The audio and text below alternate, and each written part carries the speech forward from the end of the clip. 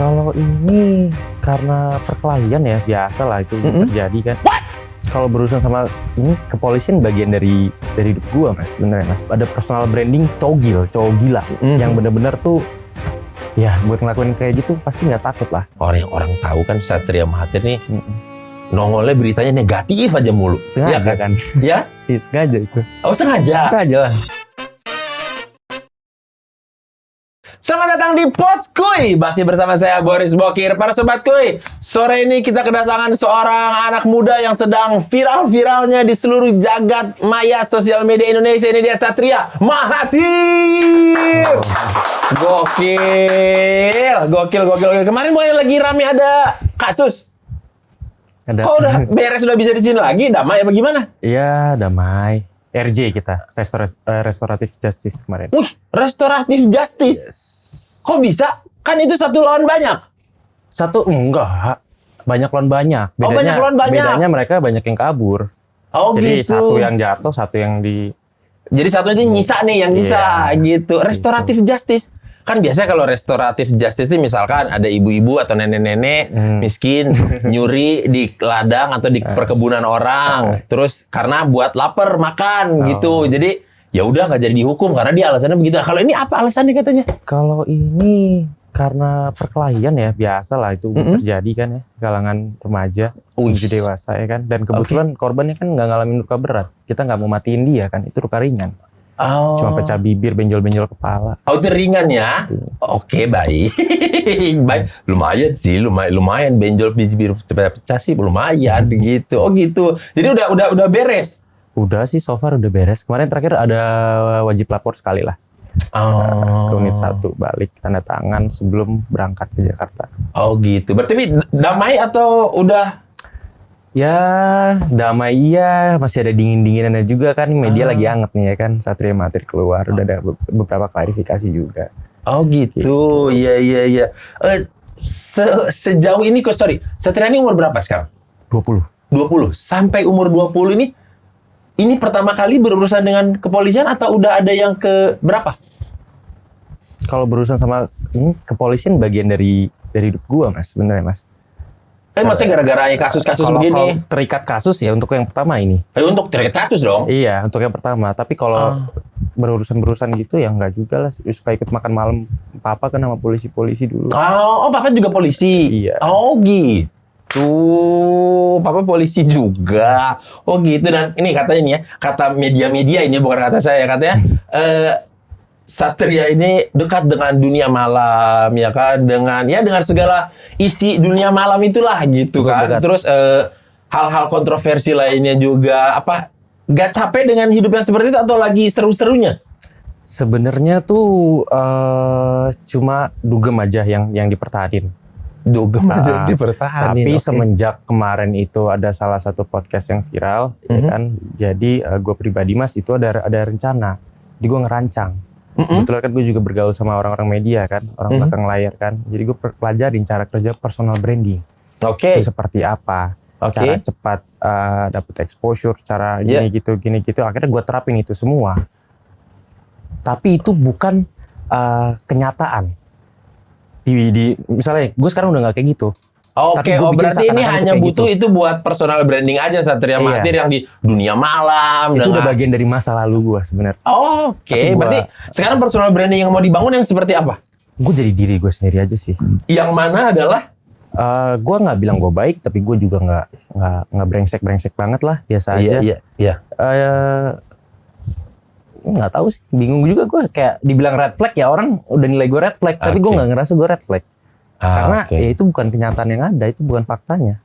Ya kan tadi kan bilang sekarang ini lagi mau membangun personal branding yang baru. Paling gue pengen yang mau dibangun itu yang seperti apa anak, gitu? Sama anak lah, ngedekatin diri sama anak secara emosi ya kan.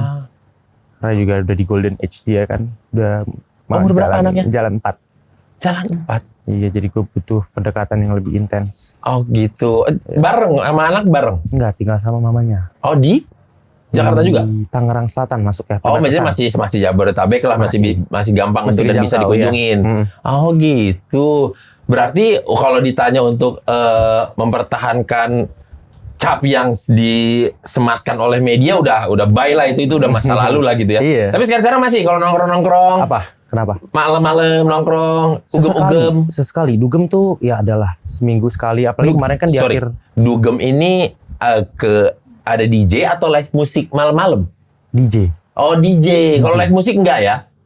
Kurang tertarik dengan live musik. Oh, senengnya yang ada DJ-DJ-nya. Oh, DJ siapa favorit? DJ siapa ya? Moskilov boleh. Moskilo. Berarti Lokal. musiknya juga nggak selalu progresif atau EDM ya? Lebih ke R&B, hip hop, Oh, deep house. R&B, Iya. deep house gitu Kayak gitu. ya. Oh gitu. Dikenal lagu itu dari kapan? Dari SMP sih, udah. Oh sudah mulai mendengarkan itu Dari lagu-lagu. SMP. Tapi kenapa nggak sekalian jadi DJ aja sekarang? Kan DJ bisa belajar. Nggak suka sama lingkungannya. Nggak suka sama lingkungan? Nggak suka. Maksudnya kerjanya malam-malam gitu. Bukan soal kerja malamnya, tapi karena industrinya bagus sih prospeknya. Cuma kayak orang-orangnya di dunia malam tuh agak cewek-ceweknya nggak bener. Contohnya gitu. Anak-anak cowoknya pasti kan pada nakal-nakal juga dong. Ah iya Gue iya. hindarin yang kayak gitu. Oh sekarang udah mau meninggalkan gitu ya? Yang sebetulnya kalau kan sekarang udah ada titik kesadaran hal-hal itu ya. Dulu itu Satria Mahathir kapan sih sadar ketika wah hidup gue kayaknya ini chaos banget, berantakan banget gitu. Umur berapa ya? Oh pas baru cerai. Baru cerai? Iya. Oke. Gue jadi sendirian itu tanggal 25 Agustus ulang tahun yang 17. Ah, Sendirian di rumah. Bener-bener oke. sendirian baru cerai. Bener-bener di titik terendah gue banget. Megang uang mungkin cuma 200.000. Terus juga gue sama bokap lagi selek. Oke. Ya kan, dan teman-teman gue juga pada punya kesibukannya masing-masing. Ya, terus cinta ya kan. Disitulah merasa kayaknya hidup gue kayaknya berantakan banget gitu. Ya. Pada akhirnya kayaknya yang harus meluruskan ini gue sendiri, nggak bisa orang lain gitu. Iya. Ah, Kan gitu. orang lain nasihat-nasihat ya bisa lah. Oke. Bantu. Kalau kehidupan yang Satria dambakan sendiri tuh yang gimana sih? Yang menurut lu ideal ya? Punya keluarga inti sendiri sih. Terus ya harmonis. Berkecukupan. Maksudnya mau ngapa-ngapain ya nggak susah. Ya ada lah, pokoknya ya duit lah. Iya. Karena kasih sayang itu muncul sebagian besar kalau zaman sekarang harus punya duit juga ya kan? Kalau nggak punya duit, kualitas kan gitu. Iya betul. Kayak gitu sih paling. Oh gitu ya. Sederhana aja nggak yang bertele-tele. Nggak terlalu ambisius banget ya. Standar. Kayak orang pada umumnya kuliah.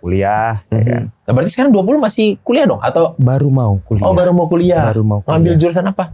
Rencananya? Hukum pidana. Arahnya mau ke sana. Oh rencananya ngambil jurusan hukum. Di Indonesia atau di luar negeri? Di Indonesia. Oh di Indonesia. Rencana kemana? Wih. Nggak tahu deh. Kayak harus diskusi dulu sama kakak-kakak nanti. Biar mereka yang bikin keputusan lah. Oh kakak juga lulusan hukum juga? Enggak. Kakak yang ketiga ngambil bisnis. Kakak yang kedua itu HI. HI. Sekarang Satria mau mencoba jurusan yang baru berarti di keluarga nih ya, hukum nih ya. Iya. Spesifik nantinya ke depannya berarti hukum pidana ya. Betul. Oh, jadi nggak mau kalau dikasih hukum perdata gitu nggak mau ya? Nggak tertarik? Lebih tertarik ke hukum pidana? Nggak tahu karena belum coba. Oh, karena belum coba. Iya. Tapi sejauh ini gambarannya pengennya tentang hukum pidana. Kenapa bisa tertarik spesifik itu? Karena ya ngebela orang yang salah, Oke. ngebela orang yang benar juga bisa. Ada pengaruh nggak dari tontonan? Nonton series atau film tentang yang ada hukum? Nonton satu kasus tuh keren banget, ngungkap aliran dana tuh dari Arteria Dahlan ya, kalau nggak salah. Jadi Pak Mahfud itu kan ada tuh di ruang DPR RI yang lagi nge-live, yang pada akhirnya Arteria itu ketangkep kan. Oke. Ya dari Pak Mahfud itu sih nginspirasiin sih. Oh gitu. Tapi kalau di Netflix di OTT gitu nggak, belum ada nonton series tentang hukum gitu. Gimana jadi pengacara? Nontonnya Money Heist dulu. Oh, Money Heist mah maling dong. Perampok dia. Iya, maling dong. Kalian nggak pengacara kalau itu. Iya, makanya jauh kan dari kata ini. Iya, jauh ya. Positif. Oke. Nah, kalau ditanya kira-kira akan di umur berapa nih Satria tuh meninggalkan dunia yang sekarang tadi Duga masih dipertahanin. Ya kan? Juga bertahanin. Kira-kira akan sampai kapan? Maksudnya terakhir, enough is enough, udah gua mau Sampai nikah. sampai nikah lagi. Oh, ada mau kepingin nikah lagi. Ada. Cewek idealnya menurut Satria itu gimana sih? Kalau buat jadi istri nggak terlalu ke penampilan sih ya. Tapi bukan berarti yang jelek juga. Baik. Ya kan keturunan nggak bisa dibeli kan gitu. Betul. Biasa-biasa aja lah. Iya. yang bisa nerima apa adanya, yang punya skill komunikasi yang baik, yang bisa transparan, yang kayak gitu, yang tulus. Ada nggak sekarang udah ada atau belum? Atau masih nanti lagi? Fokusnya belum ke sana sekarang. Oh, fokusnya belum ke sana ya. Jadi sekarang masih mau, berarti ngejar kuliah itu dulu ya? Salah satunya. Berarti kalau ditanya cita-citanya apa, sekarang jadi pengacara dong? Bisa jadi, termasuk. Pengen bikin buku juga. Pengen bikin buku tentang apa? Tentang perjalanan hidup aja. Oh, emang yakin akan orang banyak yang mau tahu dan beli? Misalkan kalau orang bikin biografi tentang Soekarno atau tentang Soeharto atau tentang siapalah gitu, oke lah. Nah, kalau Satria sendiri ada sense itu nggak, maksudnya kayaknya banyak nih orang yang pengen tahu, yang kepo gitu. Banyak sih kayaknya. Masuknya udah lumayan besar sih skalanya. Oh. Iya. Jadi kayaknya akan bikin buku, dan itu ditulis sendiri nanti atau ada tim penulisnya? Belum bisa bikin keputusan itu. Karena baru cuma ada bayangannya, gambaran aja.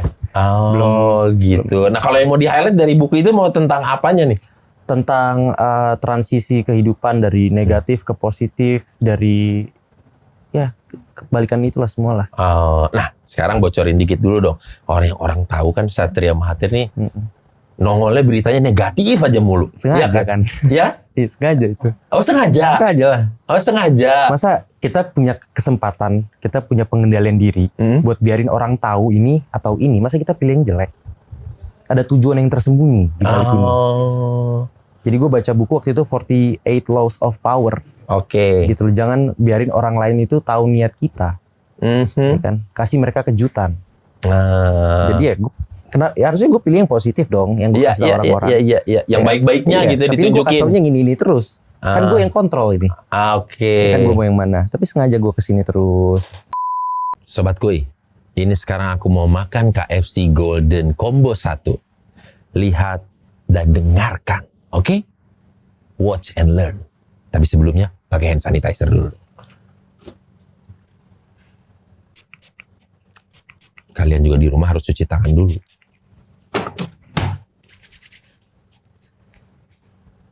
Kosong. Kita belum kenal sebelumnya ya. Lihat.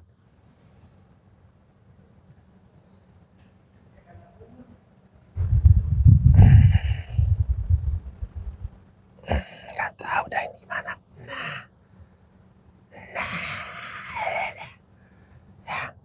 Ini aja nih. Ini kulitnya lebih banyak.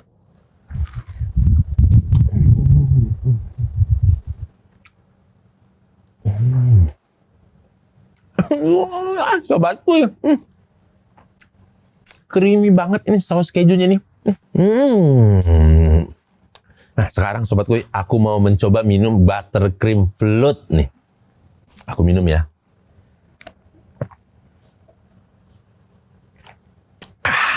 Aduh sobatku, seger banget ini.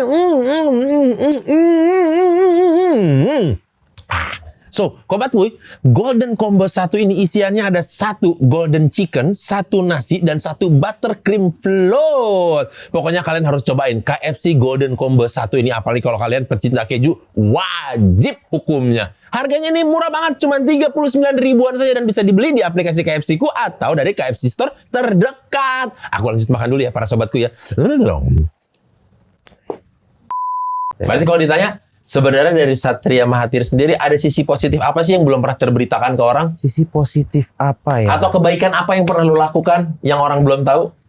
Kebaikan apa ya? Gue cukup royal di pergaulan gue. Oke. Itu yang pertama. Terus juga ya gue nggak kasar lah, emang nggak temperamen sama perempuan, nggak ngomong kasar sama perempuan, nggak main fisik. Berarti ini circle-nya Satria Mahathir ini ada beberapa orang dong, ada banyak dong. Circle terdekat lu sekarang? Oh, kalau gue sebenarnya kalau untuk kenalan temen itu banyak. Iya, tapi yang buat jadi lingkaran internal ini gue nggak mau. Gue maunya orang-orang yang benar-benar punya kualitas yang sama, orang-orang yang punya tekad yang kuat, yang ya kayak gitu lah. Ada ring satunya Satria Mahathir ini ada? Ring 1. Iya, maksudnya teman-teman yang benar dekat-dekat lah, yang benar-benar dekat, apapun yang terjadi tetap temenan gitu. Ada. Ada seprofil maksudnya dengan. Oh enggak, sebagian iya. Enggak semuanya. Oh enggak semuanya. Ya misalkan satu ya memang anak pengusaha juga atau apa juga gitu. Enggak semuanya. Kadang-kadang ada pepatah mengatakan ya kalau kita main ke toko parfum, walaupun nggak beli, keluar wangi. Tapi kalau kita main ke pasar ikan, mau beli 5 ton juga pas ke jalan baunya bau ikan gitu. Bener. Nah, kalau yang circle-nya, Oh, kalau temen aku sih, ya ada yang kuliah, ada yang pengusaha. Kalau yang buat jadi abdi negara, ya paling kenalan aja. Oh, Nggak kenalan terlalu aja, dekat iya, sama iya. mereka. Iya. Tapi kalau Satria sendiri kan tadi bilang sengaja nih ngasih ke yang negatif-negatif tadi gitu ya, biar orang entah itu cepat notice atau gimana gitu. Iya, Tapi itu salah satunya. sadar nggak ketika itu bisa jadi inspirasi buat si remaja-remaja yang lainnya gitu? Bodoh berarti mereka. Oh, kalau menjadikan itu contoh bodoh gitu ya. Misalkan menjadikan Satria Mahathir adalah idola gitu. Gue pengen rebel kayak dia nih. Kalau untuk idolain rebelnya, kayaknya nggak tepat. Iya. Tapi kalau buat punya keberanian yang sama, bagus, boleh. Tuh. Oke. Terus Tapi ya, kan kalau untuk melihat itu dari keberanian itu kan harus apa? dalam banget kayaknya ininya. Kan karena yang dilihat berantem. Enggak. Terus ada kasus apa kan susah melihat. Ini kayaknya ngambil poinnya ini keberanian gitu kan susah. Enggak. Itu bukan keberanian, itu pengeroyokan. Lah iya, Itu maksudnya beda. yang kasus-kasusnya kemarin-kemarin gitu kan. Keberanian yang sebenarnya banyak sih kalau kita lihat ya kan, keberanian untuk transparansi tentang BAP kemarin. Itu udah salah satu keberanian buat nunjukin di penjara bikin JJ, itu keberanian. Itu salah satu keberanian. Yang orang tuh nggak semua orang berani ngelakuin itu. Oke. Kemarin berani ngelakuin itu gara-gara kenapa? Ya gara-gara nggak ada yang harus ditakutin. Kan nggak ngelanggar hukum, main apa di dalam. Nggak ngelawan ini hukum pidana kan. Misalnya di dalam nih. Di dalam HP. mana nih? Di dalam mana nih? Misalnya di dalam penjara main HP.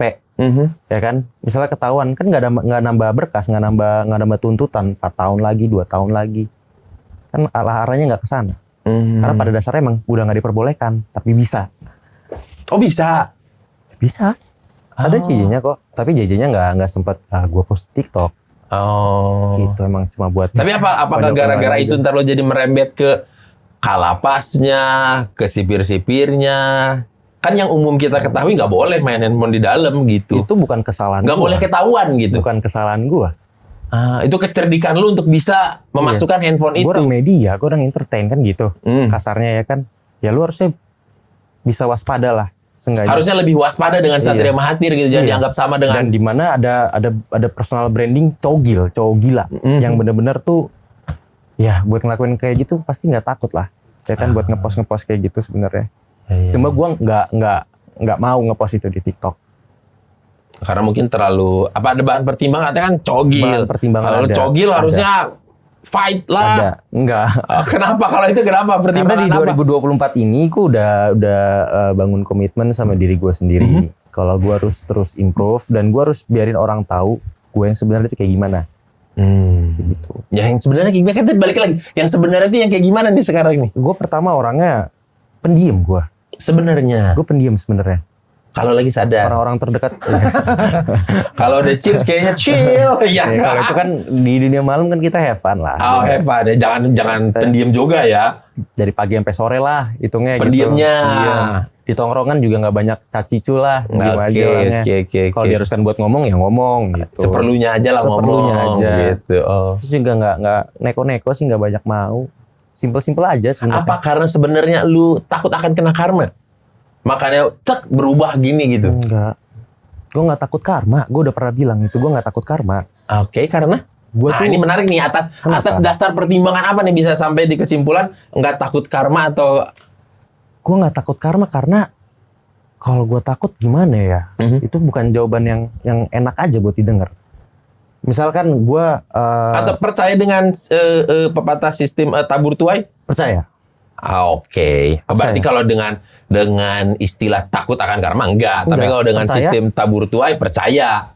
Nggak takut karma, tapi percaya karma. Kan ada perbedaannya. Oke. Apa Termasuk perbedaan? juga sama tabur tuai. Ya kan? Kalau misalkan takut, ya itu berarti kita kayak menyesal ujung-ujungnya karena kita udah ngelakuin, misalnya kita udah pernah ngelakuin ini di masa lalu, terus kita khawatir di masa yang akan datang itu bakal terjadi sama kita, atau sama keturunan kita, atau orang terdekat kita, gitu kan. Kayak gitu sih. Kalau percaya dengan karma? Percaya dengan karma ya kita punya keyakinan yang sama aja. Oke, kalau gue baik ya nanti gue juga akan dapatnya baik. Iya. Tapi kalau takut tuh udah langsung pasti negatif aja gitu. Langsung self defense pasti. Oke, berarti kalau ditanya berarti percaya karma atau enggak percaya gitu. Karena akan ada poin positif juga di situ gitu. Enggak selalu enggak mulu negatif-negatifnya doang gitu. Bener. Mati, takut mati enggak? Mati atau udah ready kapanpun. Kalau mati dibilang takut, enggak takut tapi belum siap. Jangan sekarang. Kenapa belum siap? Kenapa jangan sekarang? Apa memang yang belum tercapai? Karena gue belum bisa jadi role model buat anak gue, Mas. Itu salah. Itu yang pertama. Anak cowok cewek sih? Cowok. Oh cowok, oke. Gue belum bisa jadi role model yang baik dan benar. Itu yang pertama. Yang kedua, gue masih masih belum puas lah. Masih terlalu dini lah untuk gue meninggal misalnya gitu. 20 tahun meninggal itu kayak masih terlalu dini ya? Iya, gue harus masih kerja ya kan, terus cari tahu passion gue ada di mana. Nah kan kalau zaman sekarang kan era digital nih, semua jejak digital lu akan ada itu di Google dimanapun itu ya. Nanti ketika anak lu udah gede udah ngerti, apa yang akan lu jelaskan? Nunggu dia tahu duluan nge-search sendiri, atau lu langsung ngasih tahu ketika dia udah cukup umur, misalkan udah SMA kah atau? Nggak mungkin. SMP dia udah pasti tahu. Oke, itu lu yang ngasih tahu apa dia nyari tahu sendiri? Kalau gue nggak kasih tahu, dia bakal tahu dengan sendirinya waktu di SMP. Lu prefer yang mana? Gue prefer ngasih tahu sendiri. Ngasih tahu. Oke, ketika lu jelasin lu akan ngomongin apa gitu? Cara penyampaiannya aja. Ini semua tentang personal branding, popularitas, ya kan, lifestyle, ya kan, itu juga masuk ke arah konteks bisnis. Kalau mau ekspansi bisnis bisa salah satunya dengan. Karena menurut lu kebandelan lu ini terukur ya. Lu bisa kendalikan after effect-nya gitu. Kayaknya nggak akan terlalu parah-parah banget atau. Itu satu, Mas. Yang kedua, gue belajar dari salah satu orang di belakang layar buzzer Jakarta Keras. Oke. Jadi setiap public figure atau mikro, makro atau bahkan mega ya influencer, ya pokoknya siapapun mereka lah yang dikenal banyak orang. Mereka itu pasti punya niche, masih punya ciri khasnya masing-masing. Oke, yang ini dia vlogger makanan. Oh, yang ini dia agama, ya kan, Habib. Yang ini komedian, yang ini semua itu udah banyak yang ngisi. Apa yang belum? Apa yang belum? Itu apa yang gue lakuin. Nah, berarti sekarang kalau ditanya Satria Mahathir di mana nih role-nya nih? Role-nya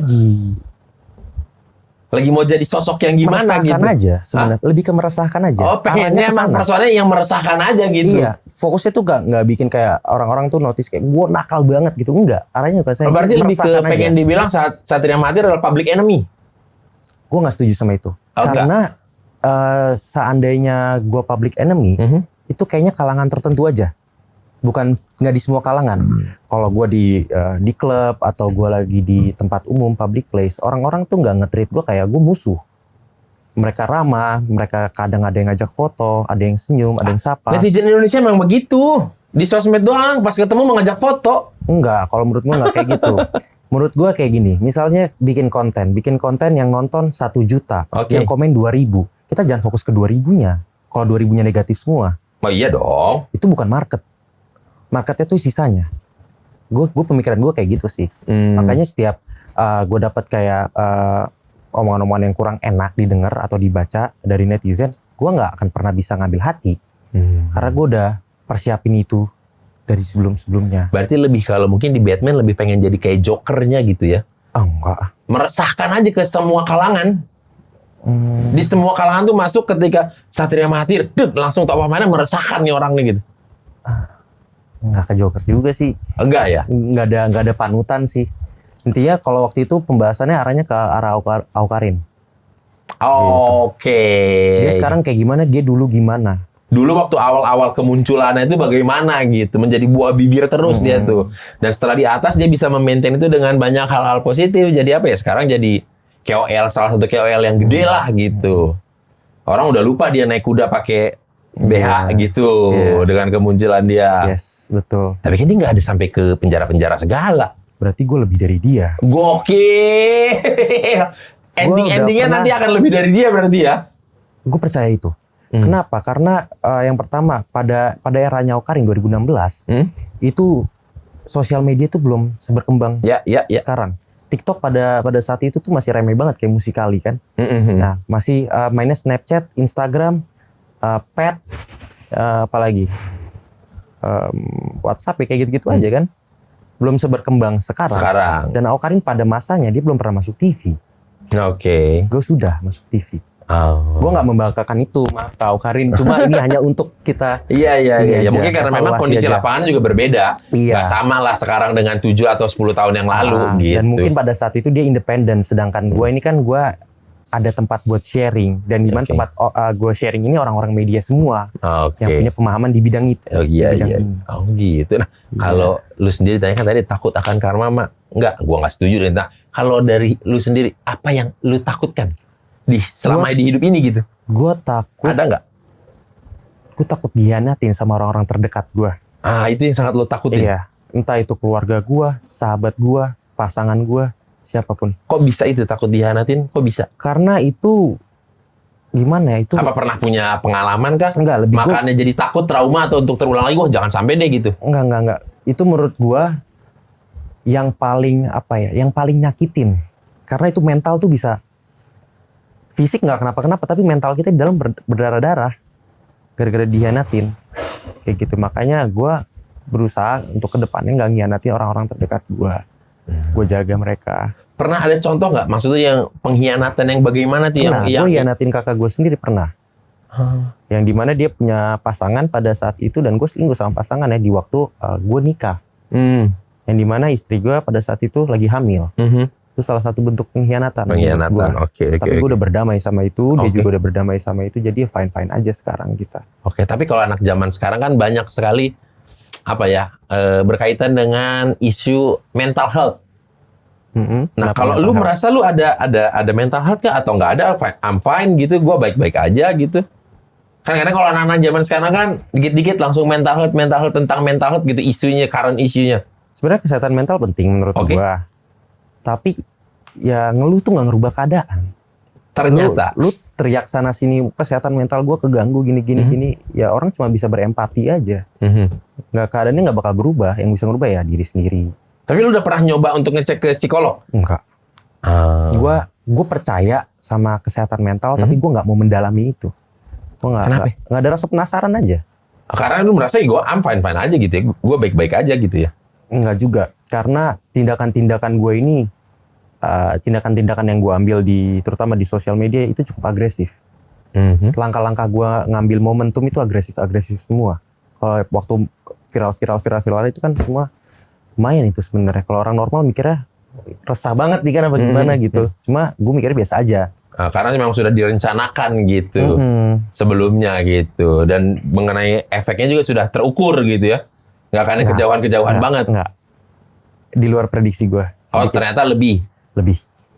Secara reach-nya mungkin lebih kan? Itu termasuk yang kedua komennya. Jadi waktu itu gue pernah. Berarti bagus dong.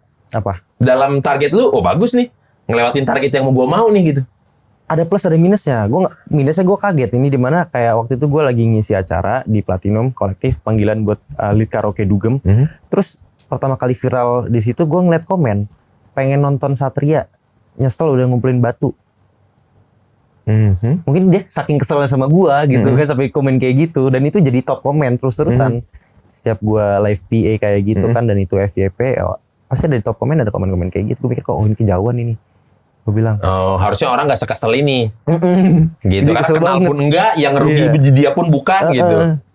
Tapi gak bisa diambil personal. Tapi lo itu fine-fine aja. Apa sekarang kalau lagi ada di jalanan, di tempat umum, apakah ada was-was atau enggak? Sama sekali. Gue ngerasa secure aja sih. Nah, secure aja ya? Karena juga gue kan di tempat umum kan nggak teriak-teriak, nggak apa. Ya gue sopan, ya kan. Ya meja sana lah gitu ya kan, meja sini ya lu jangan distract gue ya kan. Gue nggak ganggu lu kok gitu, kecuali ya memang kadang suka disamperin gitu kan, Bang Satria atau Pupa atau apalah gil-cogil gitu kan, ngomong interaksi, izin minta foto gini, ya udah nggak apa-apa, paling sebatas itu aja. Habis itu ya udah gue minta space and privacy gue kayak gitu. Karena kan energi kekuras terus. Iya, apalagi tapi kan di dunia kan banyak yang bisa di luar prediksi ya. Ada yang orang maboknya asik banget. Yang rusuh pernah kok. Iya, ada yang rusuh. Tapi gitu. seru-serusunya mereka masih apa ya? Mereka cuma datang waktu itu. Mereka datang mereka datang, tapi yang nyamperin ke table itu satu orang. Itu di Platinum Surabaya. Nah, gue udah selesai ngelit karaoke, gue balik duduk di table, ada satu orang berani banget datengin table gue dan teman-teman. Dia bilang gini, gue mau ngomong dong sama lu di depan. Terus gue bilang, lu siapa? Kayak gitu kan. Ya gue pengunjung di sini. Gue minta waktu lu sebentar di depan. Lu ada kepentingan apa? Ngomong aja sekarang. Gue bilang kayak gitu. Terus teman gue satu ngeliat, kenapa? Ya kayak gitulah ya, mulai agak memanas lah. Ya kan semuanya udah fokus ngeliatin dia. Kenapa? Dia bilang, gue mau ngajakin lu di Beyond Combat katanya. Vol berapa gitu, lupa lah. Terus gue bilang, lu siapa? Lu selebriti kah? Gue gituin kan. Itu kan Beyond Combat kalau bukan atlet ya celebrity fight itu Beyond Combat. Ya kan, lu siapa? Gue bilang kayak gitu kan. Ya emang harus terkenal dulu buat ada di situ. Ya iyalah. Yang gue bilang kayak gitu kan. Iya, karena konsepnya begitu sih, Beyond tuh konsepnya. Iya, terus muka dia langsung kayak kesel gitu. Terus temen gue ada di sini, dia langsung kayak kenapa ya. Akhirnya hampir terjadi pemukulan di situ. Tapi kalau lu sendiri sebenarnya kalau diundang sama Celos atau sama HSS gitu mau sebenarnya gini, mau atau enggaknya itu balik lagi penawaran yang mereka offer. Karena kebetulan gue bukan atlet, gue bukan atlet boxing dan gue nggak akan pernah mau jadi atlet boxing. Tapi kalau gue diharuskan buat nurut sama industri, oke, ayo gas, kayak kemarin sama Maliki, ya kan, itu ya teman kecil gue, gitu loh. Karena penawarannya oke banget, ya ayo, why not gitu ya. Kan? Ya udah. Selama as long as lucuan ya oke aja. Jadi gue nggak ada tuh latihan boxing, nggak ada. Gue ngerokok ya gue ngerokok, gue tidur ya gue tidur. Ya karena gue ngelakuin itu hanya untuk hiburan.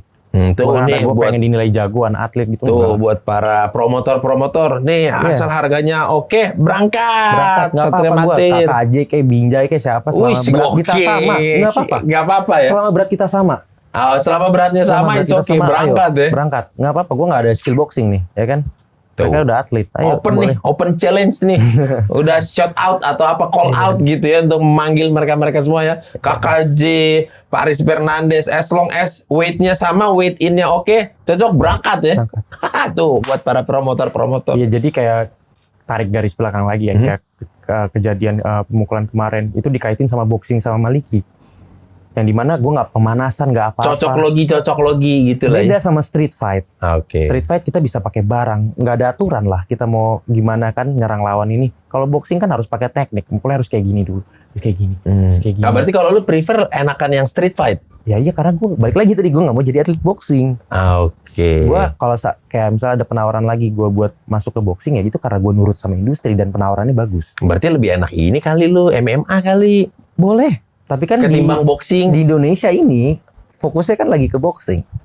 Iya sih. HSS, ya kan, Rumble, Beyond, boxing semua itu. Kalau ada yang ngadain nanti yang ya udah untuk match ini MMA, kickboxing atau mungkin MMA lah gitu. Kickboxing itu teknik juga. Oh iya, maksudnya ya MMA lah berarti. Iya, kayak UFC. Iya, itu boleh gitu. Itu akan lebih nyaman ya kayaknya. Balik lagi selama berat kita sama. Sama beratnya sama ya. Kayak gitu. Nanti lihatlah cara gue berantem gimana. Nah.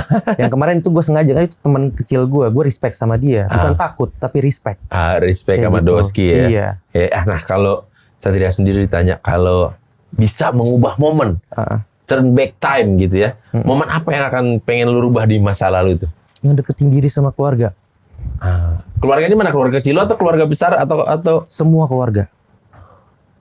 Keluarga internal dan eksternal. Keluarga inti. Emang selama ini yang terjadi bagaimana? Lu menjauh, lu cuek? Dari kecil gue jauh dari keluarga. Cuek? Bisa jadi. Fokus main aja. Karena belum ada timbul sense untuk maksudnya ya dekat dengan keluarga gitu. Atau karena memang keluarga juga sibuk semua. Iya, bisa jadi itu juga. Di rumah kan sama mbak doang sama kakak-kakak. Ini mau keluar mau balik jam berapa ya, selama besok masuk sekolah ya tetap harus masuk. Aman, pokoknya syarat aman tuh besok masuk sekolah aja gitu. Iya. Kayak gitu, mau pacaran kek, mau ngapain kek, dugem kek, ya kalau besok sekolah harus masuk. Kayak gitu. Jadi ya lebih ke pendisiplinan dirinya aja sih yang papa dibentuk ke anak-anaknya gitu loh. Dan inilah yang nanti akan lu terapkan ke anak lu ini, jangan sampai lu mengulang kesalahan waktu kecil gitu ataupun menuju dewasa gitu ya. Karena lu udah ngerasain sendiri nih. Oh, kayaknya ini salah, ini bener, ini salah, ini perlu dikurangin, ini perlu dibanyakin dekat dengan keluarga gitu-gitu. Betul. Ya. Oh, gitu. Kayak gitu kurang Kayak gitu. Oke. Kalau begitu Satria, thank you banget udah datang ke Podskuy.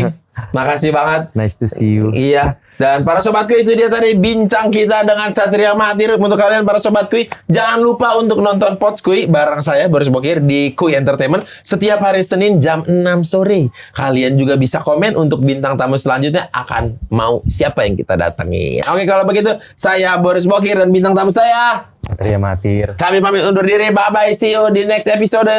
Bye.